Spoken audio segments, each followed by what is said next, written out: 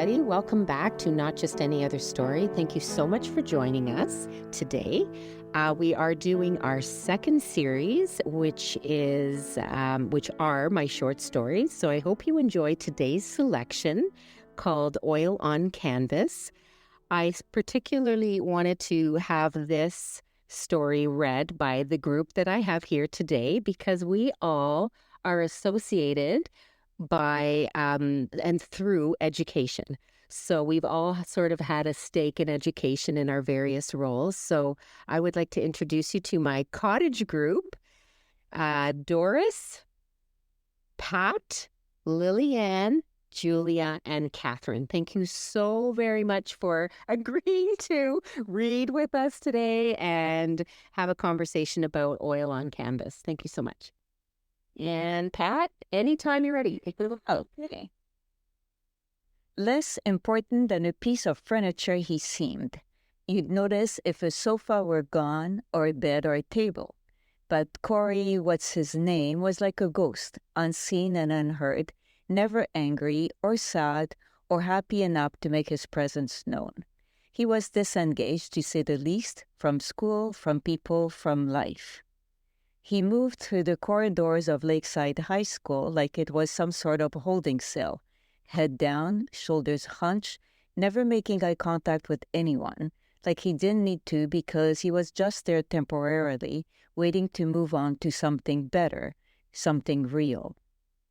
Always slouched over his desk at the back of the class that was too small for his tall, lanky frame, he would doodle continuously and stare into the swirls of ink as if there were some profound message hiding in them. When he jerked his head to one side to cast his limp, shoulder-length hair away from his face, you might catch a glimpse of his eyes, which were brilliant blue, but vacant and lonely. We all wondered at first if he had some sort of illness, because he would be absent for days at a time and then just show up again looking a little worse than before. His skin more pale, his face more gaunt, and his body so very thin. Then no one seemed to notice him anymore, and Corey just faded into the background at Lakeside, like the graffiti that adorned the brick on the east side of the building, or the old dictionaries that sat on the shelf of our English teacher's classroom. And so the apathetic march of our daily routine carried on, the lives and dreams of small-town kids thrown together into one sloppy brew of teenage nonsense. Then suddenly, as if to wake us all from our sleep and the routine question, "What ya doing Friday night?" something, or rather someone, extraordinary happened. Her name was Candida Rodriguez, and she was as foreign to us as the spices and exotic food that make your eyes water and your mouth burn. For to be sure, no one at Lakeside had ever tried anything remotely exotic. She threw her hands up in the air when she spoke with her thick Spanish accent. It was a charming display of uninhibited energy, and though this wasn't in the least bothersome to the more popular girls, her Latin beauty was. Almost immediately upon her arrival, tremors of hormonal anticipation raged through the male population. Within hours of her arrival, there were dozens of offers to tutor Candida in English from young men who themselves had barely opened a book all year. Candida was, by no stretch of the imagination, the most beautiful creature we had ever seen at Lakeside High, or anywhere for that matter. Her large brown eyes were alive with energy and a yearning to know everything, and her long eyelashes were so dark she didn't need to wear eye makeup, much to the chagrin of a few envious bleach blondes. The shiny black hair that fell in big, swooping waves down her back made you want to touch it just for a moment to see if it were real or not. Despite the disruption to the mundane rhythm of a typical high school in the 1980s, Candida grew on us. It was hard not to like her, even for the cliquey girls, because Candida smiled and said hello to just about everyone she came across. When she spoke to you, she always put her hand on your shoulder on your arm and looked you directly in the eye, as if you were the most important person in the world. Her warmth of spirit and sense of abandonment made you want to be near her, to know her secret, how she just said whatever came to her mind and never worried about what you thought of her. Indeed, the heat at Lakeside had just been turned up a notch, just to make us sweat a little, just to make sure that we were all just a little uncomfortable. We didn't know that we needed to feel different. We had no idea that we had, all of us, become too complacent, too used to things and people. Corey had been away when Candida emerged on the scene, and upon his return to school a few days later, a new routine had already replaced the old. The senior girls crowded Candida between classes to invite her to parties or on shopping jaunts in desperate attempts to call themselves her new best friend. The guys crowded her after class, trying to be the first to take her out, to kiss her, to be her new boyfriend. She accepted the attention graciously and with sincere enthusiasm, but never committed exclusively to any one person or group. We hadn't thought of how Candida would react to Corey if she saw him. We had almost completely forgotten about him and would not have even noticed that he was back at school if it weren't for one pivotal moment in the cafeteria when we, those of us who were there to see it, would witness something more unusual than anything we had seen before or since at Lakeside. Corey was sitting in his usual spot by the window during lunch, sipping on a Coke, when Candida came into the lunchroom. When she walked in, she barely scanned the room, not noticing or pretending not to notice a few beckoning gestures, hands waving her over, hopeful, inviting stares, all enthusiastic but misguided attempts at sharing a little time with her, of being part of her world, if only for a short while. Candida, her gaze never straying from the empty seat next to Corey, headed to his table, and amused by subtle smile resting comfortably on her face and in her eyes. She slid the chairs out from the table and plopped herself down with an exaggerated sigh.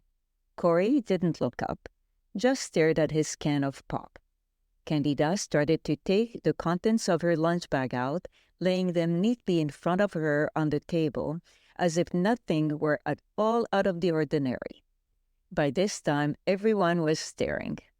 A few minutes had passed, and Candida finally looked up and around the room, keenly aware that everybody was waiting on pins and needles to see what she was going to do next. She looked down, shaking her head, and then proceeded to lean over towards Corey and whispered something in his ear. Now I'm going to pass it on. What did she whisper? A silence spread over the cafeteria like quickly moving storm clouds, and for a moment no one took a breath, waiting for the slightest utterance, the slightest reaction from Corey. He didn't do anything at first. He just stared at his drink. Then, just as we began to squirm in our seats, he raised his head and turned slowly to look at Candida. She was smiling full out now, looking directly at him. It was a knowing smile, one that needed no words. We all watched, wondering what she'd whispered to him. Corey looked around at all of the bewildered faces and began to smile himself, and the smile turned into a grin. I will never forget that grin. It was the first time I had ever seen his teeth, the first time any of us had seen his teeth. Still grinning, he took one last sip of his Coke and turned to gaze out the window. The sun was shining on his head, and as if he had just come to life, his hair shimmered and his eyes, his brilliant blue eyes, sparkled. It was one of those flashing moments of beauty that happen so fast that if you blink, you miss it. Corey didn't move even after the bell rang to announce the end of lunch. Candida, on the other hand, gathered up her things and without another word rushed off as if it were just another day at Lakeside High. But it wasn't just another day. After classes, no one waited for Candida at her locker, or in the parking lot, or on the giant steps at the front entrance of the school. As curious as we all were to know what she'd said to make Corey, what's-his-name, grin like that, we stayed away. Call it fear or just plain ignorance, we had no idea what to say or do after that. What was it that we all feared? Was it that Candida seemed to possess some sort of power over people?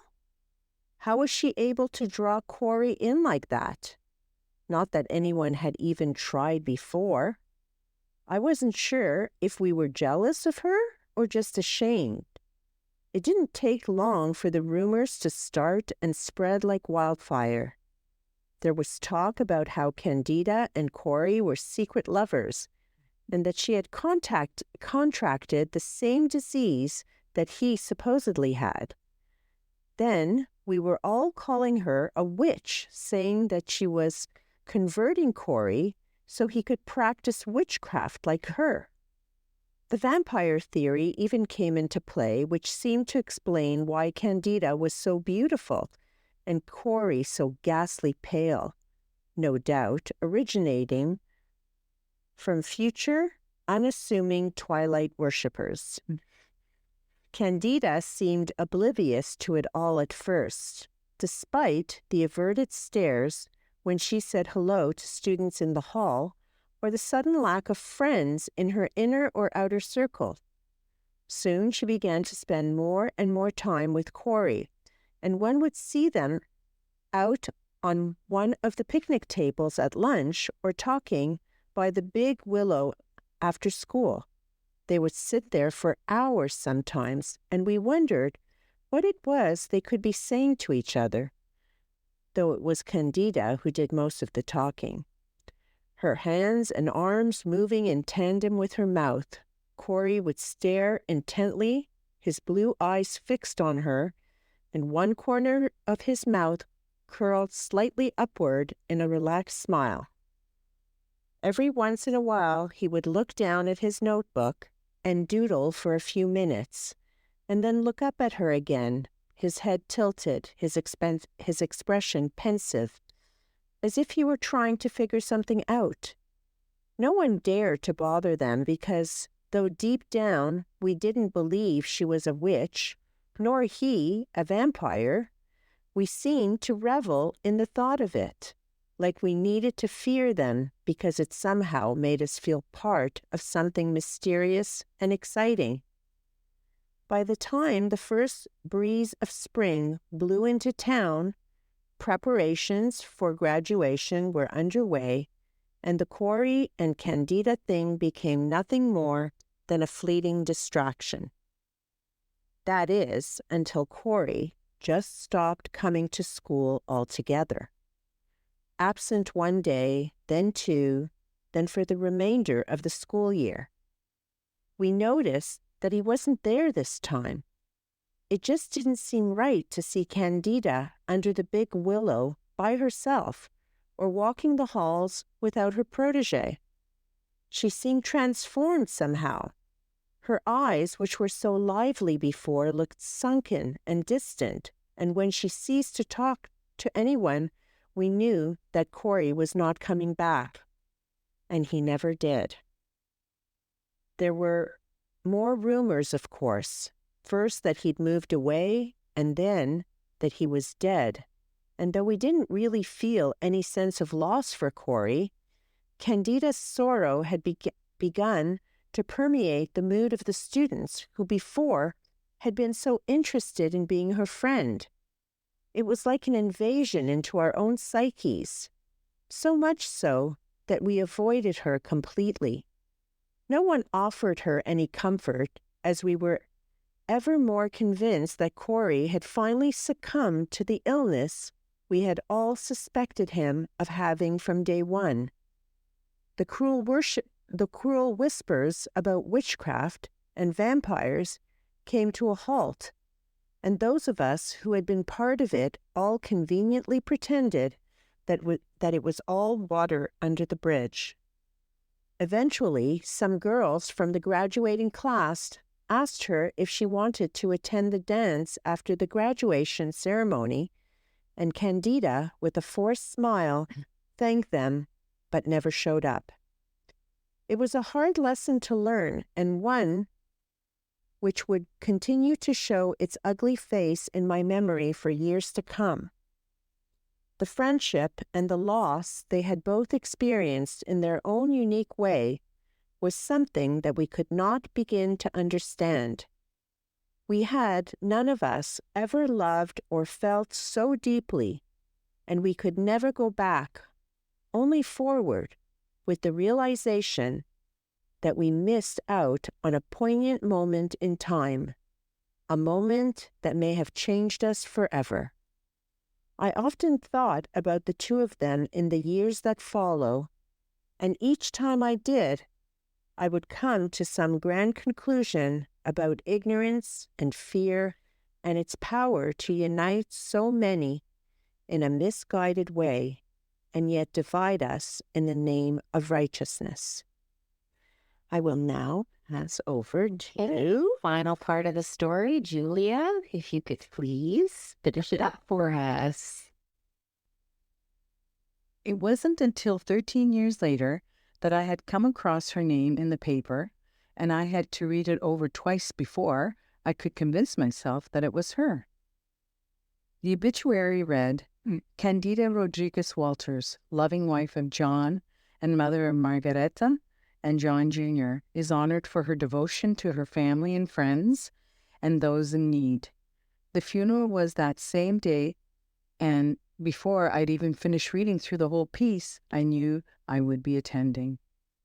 Following a nearly 2-hour drive to the big city, I sat near the back of the church and drifted in and out of a daze through the whole service, having vivid recollections of Candida, talking and laughing in all her grandeur under the branches of the big willow tree.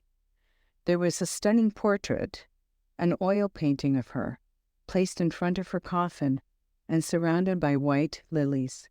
I stared at it while the priest droned on until finally the bittersweet sound of young church choir voices echoing off the high ceilings brought the Mass to a somber conclusion. A procession of people followed Candida's coffin out of the church. Her husband, children, relatives, friends, and all of those people whose lives she touched. It was a very long procession. I took my place in turn, and as I drifted along, my heart heavy with regret, I couldn't help but think about Corey, what's his name, and what he might have done had he lived to see this day. Then as quickly as the thought came to me, I reached the doorway leading out of the church, and looking out at the crowd, I caught a glimpse of him. His hair was cut short, and in the sleek dark suit he was wearing, I could see easily, and I could have mistaken him for someone else, except that when he turned around, I noticed his eyes. Like pools of aqua blue, they stood out amidst the sea of dark clothing. I was both thrilled and shocked with the sudden realization that Corey was not dead, but very much alive. As the crowd dispersed and people headed to their cars, Corey stopped to check his watch. Then he looked up the sky, smiling, and I lingered there on the bottom step watching him, wondering if he was still sharing some inside joke with Candida as he looked to the heavens for her approval. When I realized I'd forgotten my purse in the church, I was torn. I wanted to talk to him, even though I didn't have a clue what I would say. While I raced back into the church to retrieve my purse, I hoped in my heart of hearts that Corey would still be there when I came back outside. After scouting over all the rows of seats, I spotted it, and as I began to make my way back to the center aisle, I noticed the painting of Candida still sitting there where her coffin had been, propped up against a large easel. It seemed to beckon me, and seconds later I found myself standing directly in front of it, admiring the skill with which the artist had captured her essence. Her expression in the painting was not one of joy or sadness. She was smiling in it, the same confident, knowing smile I had seen that day in the cafeteria, when the exchange of something strange but pure and true had passed between her and Corey, what's-his-name. It was uncanny, and it sent shivers up my spine. "She's beautiful, isn't she?" a deep voice interrupted my reverie. I whirled around and was greeted by the same wide, dark eyes as the ones in the painting. The resemblance made it easy to guess that the man with the friendly smile was perhaps her brother or a close relative. "She's very beautiful," I answered, turning back to the painting. "He's a good friend of the family, the artist," he said, now joining me as we both stood there examining the bold, thick strokes of paint that seemed to call out to us from the canvas. I looked to the bottom right corner of the painting and noticed the careless scrawl in the artist's handwriting, his signature. "C. Hannon," I asked, squinting as I tried to make out the letters. "Corey Hansen," the man corrected me. "Corey?" I repeated, my heart skipping a beat. I turned sharply to face my companion and could feel my whole body trembling and my mind reeling from the revelation. "Yes," he said, not noticing the shock in my face. "He was a friend of Candida's from high school," he explained, still staring at her portrait. Who else could have painted Candida in this way? I felt overwhelmed with so many different emotions at once that suddenly I could not control the tears that began to cascade down my face like a bird suddenly freed from its cage. I've been to the city many times since then, and on each trip I strolled by the little gallery that hosts many of Corey's paintings, along with the works of more established artists. There is usually one of Corey's paintings in the front window, and I take my time admiring it. I want to go in and ask about the painting or about him, but I never quite seem to make it past the glass door with the gold letters that separates Corey's world from my own. I think I saw him once as I stood outside on the sidewalk peering through the large display window. He was talking to a very distinguished-looking gentleman, perhaps the gallery's owner. He turned at one point toward the window, and I think he saw me. But if he had recognized me, he didn't let on. It's funny how the tables turn on us so superstitiously without any warning whatsoever. One of these days, I'm going to go into that gallery, but I'll make sure it's when he's there so I can tell him myself that his oil canvas, the Candida, is exquisite, the most beautiful painting I've ever seen. I'll tell him that it changed my life. Perhaps if I tell him, perhaps then there will be some chance of redemption. The end? The end. Okay. Okay, so Wow. everybody's kind of quiet. I don't know what you know. We're absorbing this story. We're absorbing the story. Yeah. That was written actually, probably 15 years ago or so. Really? Yeah, a long time ago. That's Maybe even more. Very well. Yes. Yeah. I love the imagery that I love the imagery that conjured up, like how you expressed how things looked or how they might have felt at that moment. I don't know. It was very good. Yeah. I agree. Yeah, I could see the setting, just before Candida comes. Yeah. It really Was she locked and entered the room? Yeah, that's right. That's right. And I wanted it to be from the perspective of sort of an onlooker and Yeah. somebody who was part of the story, but and guilty, really, Mhm. of behaving in the way that a lot of the other kids behaved, right? I was very curious, actually, as I was listening to who the narrator was. Yeah. Yeah. Yes. Yeah. And what that person played, what role that person played Yeah. in Candida's life or in that group of friends, Yeah. right? Yeah. It's kind of left unknown. That's right. Although you do feel it's a student. Yes. Yes. Oh, yes. Yeah. Absolutely. It's a Yeah. student. Yeah. Yeah. Yeah. And I presumed it was a girl, but I don't know why. Yes. Yeah. You're right. Yeah. Yeah. Yeah. It's the observational skills. Yeah.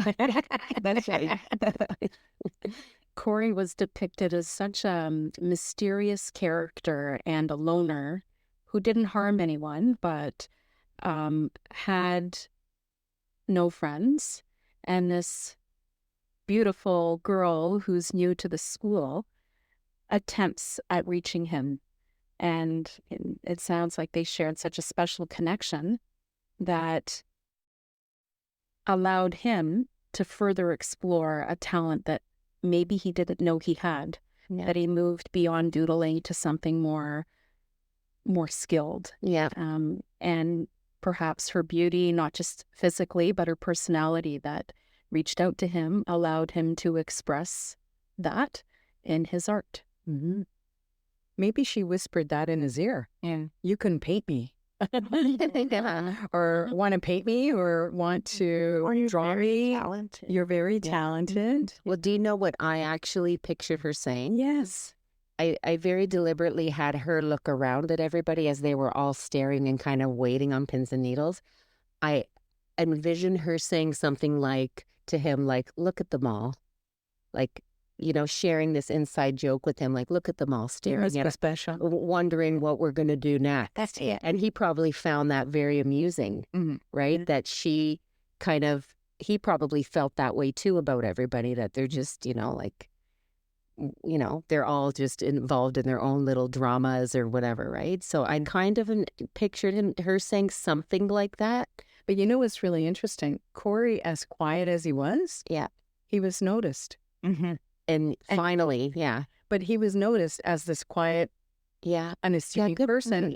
And her, you know, this other, you know, species on the other end of the spectrum, she was noticed for her own, you know, unique qualities. But he was noticed, even though, you know, the narrator says he was quiet and unnoticed, but people noticed. People noticed when he was absent.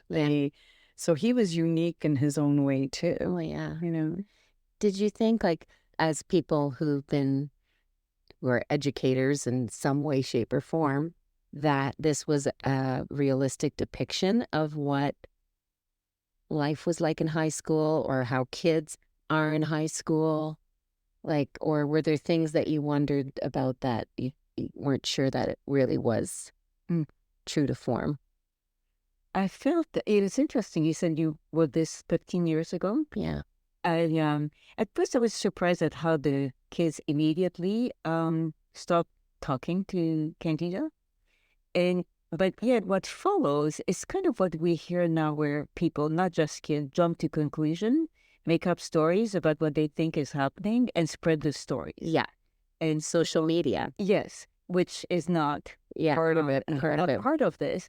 So it's interesting to think that that kind of behavior of making things up about people that is not flattering and then spreading it is existed before and now is amplified when you see it in social media. And I think that's exactly the word, Pat. It's amplified, right? Like it's, and it feels like it's so amplified that it actually, I think, could ruin lives. Like it, you know, it ruins lives. Yeah. So it's very scary. so when Corey disappeared, I knew you were going to ask this question, Julia. Candida, like what happened? Well, there's no answer to that, because I really wanted to leave that, like, what happened to him? Why didn't he ever come back? So it's a mystery. Nobody really, like, I don't know how it affected Candida. Yes. So And it must have gone deep. Like, yes, he must have just gone, like, you know, either not contacted her anymore, or again, like, you're led to believe, readers were led to believe that he's dead, right? Yeah. And so what happened? That's the question. That's something that the reader has to figure out in their imagination. I wanted to kind of leave something. Yeah, you know, I love that, because when we're in the church, and she sees the picture, I don't know why, but I thought this was done by Corey. Yeah. Really? Yeah, and wasn't sure, but I feel that that's what it was made to. But The way she was captured, like they said, right? She was it was a beautiful picture and all that. And then when she goes and look and notices it's Corey. So my theory is, when they were in high school and they started becoming friends, that he was encouraged to explore his artistic means, and so went to art school, which he wouldn't do in a small town. Mm-hmm. And so He left. that's my theory. He left and went to Yeah. study art somewhere else. Yeah. And you don't know, like, No. after, like, if he had done that, which is a very good theory, by the way, Pax, she may have seen him shortly after that, right? She was she so depressed because he left without a word, or was it just that she was missing him, or did he actually say, "I'm leaving," and didn't give her a reason? So, Or she lost a friend. blamed herself. Yeah. For Or maybe she said something. Yeah. So that's kind of left. Yeah. Any other theories? Doris, what do you think? Doris is just listening. She's smiling. She's listening. I think Candida's next part is a bit of a mystery too. The big gap between And why high did she die? school. Yeah, but the big gap between high school and her getting married. Yeah. Because she seemed to have no friends after she connected with Corey. Yeah. Yet she had so many people at her funeral. She was married with children, so she obviously established other meaningful connections. Yes. So, And there was one thing that was said about her in her obituary that kind of gave a hint, which was that in her service for people in need. So there was something there just to kind of give a hint as to what she'd been up to, which would be some sort of work, either whether it's volunteer or in the service of people. Yeah. So in real life, I wonder, because so when Candida first came to the school, everybody was interested in her. So she did have a lot of attention. Yes. Then when she connected with Corey, for some reason, and I don't know how realistic that is, the fact that they completely Shunned her. Yeah. And it didn't look like Corey was disliked. They just didn't pay attention. Yeah. Although they did. Yeah. Somebody's noticing everything that Corey does or doesn't do. Yeah. But I wonder if the reason she felt despondent when he left is because they were kind of connected. So Or maybe he did something to her. Like, right. So they affected her in some way. really connected, and so she knew that there wasn't that connection with the other kids. And Yes. which I think does happen to kids. Yes. They'll blame one other person, and not just kids. Yeah. It could be a one teacher. It could be it could be another person. It doesn't have to be another student that you connect with. And then if that person's gone, then you don't feel the same way. right. Yeah. But I also feel like the vibe, like this was taking place in the 80s. I think the vibe of high school in the 80s I do feel like it was very cliquey. And I do feel like kids can be very, very cruel. And I feel like it's like that now, but I think the vibe's different. Yeah, it's social media too. Yes, phones are always on their phones. Yeah. But I do think there's something also positive too that's, I think, happened over time, which is the acceptance and the just kids being more aware of different kinds of people, different cultures, different, diversity. the diversity of their actual makeup of their school. And I think kids they're just more acutely aware of that than we were. I feel like in the 80s, I feel like I was a little bit isolated, actually. So, for me, like, I felt like I couldn't write about a high school now unless I'd done a heck of a lot more research. Because I hadn't been in a high school in a long time. Even as a teacher, I mean, I did my student teaching in high school, but even then, I mean, that was the early 90s, right? It's different. It would be interesting. Yeah, wouldn't it? What I've always, I didn't do my high school here, but what I've noticed kids that I've taught saying about high school is that there are cliques. Yes. And you belong or you don't belong. And you hear in the outside world people talking about how high school were the best years of their lives. And I don't know, was it? But there are a lot of people who said they weren't. No. But you don't hear about that. They might talk about that to their close friends and family. But the picture is of the successful people in high school who are not always the successful people in life. And how I reflect on my high school is, you're right, where I felt I belonged was on the sports teams I belonged. Okay. On the choir, I was, in the yearbook, like those, that was my group of people that I felt I belonged, but I didn't belong to the cliques, like the actual cliques. I always felt that. So I think you captured that, like in terms of you were either out in the boundaries, Yes, periphery. of which I think the author or the narrator Yeah. of the story, I think, was in the peripheries, Yeah. but because the person was able to observe, Yes. that person was able to make all these observations, Right. and was in the peripheries, yet Right. not really, kicked out or not really, left out of, but just in the peripheries where you can observe. Yeah. But that narrator could have also been A teacher, an adult. an adult. Yeah. Like, yes, part of that group, that teenage group, but narrating the story as an adult. Mm-hmm. And, even if she was one of those who was in the clique or rather than the periphery, Mm-hmm. when you grow up and you're an adult, Hindsight is exactly, you don't think like that anymore. Yeah. You grow and you mature and, so sure. It has to have touched you, though, to remember it.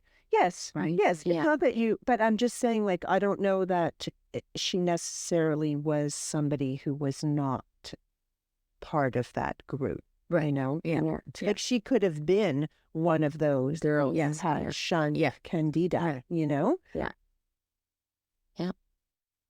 Well, anyway, I do appreciate your commentary. No, well, thank you for sharing that. You're welcome. Yeah. And I like that story just because it's it kind of brings back the different facets of sort of the unpleasantness of high school, but at the same time, how, as you said, Lillian, we change and we don't think that way anymore. We grow up.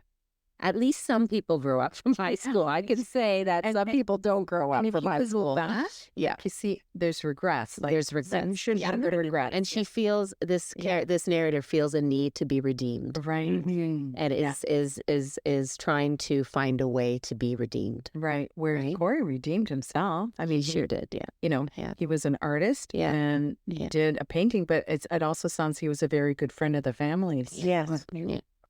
And it also shows so Corey is successful. Yeah. Yes. You looked at what is presented about Yes. him Yes. in high school. And Yeah. He looked like a lost case. that's right. According to maybe his peers. Yeah. And the peer looking on. We don't know what he Right. is doing, Yeah. but doesn't probably feel as successful. Yeah. Yeah. You're right. I love short stories because they do allow you to kind of extrapolate or figure out, fill in that. Yeah, but not everything's spelled out. Right? That's right. That's right. It's very good. Thank Well, you. thank you Anita. so much for sharing, everybody. I hope you enjoyed, listeners, listening to this podcast. And please join me next time for another short story. Not sure which one we're going to do next, but hopefully you'll like it. Take care. Love to. Thank you. Take care, everybody. Thanks for coming.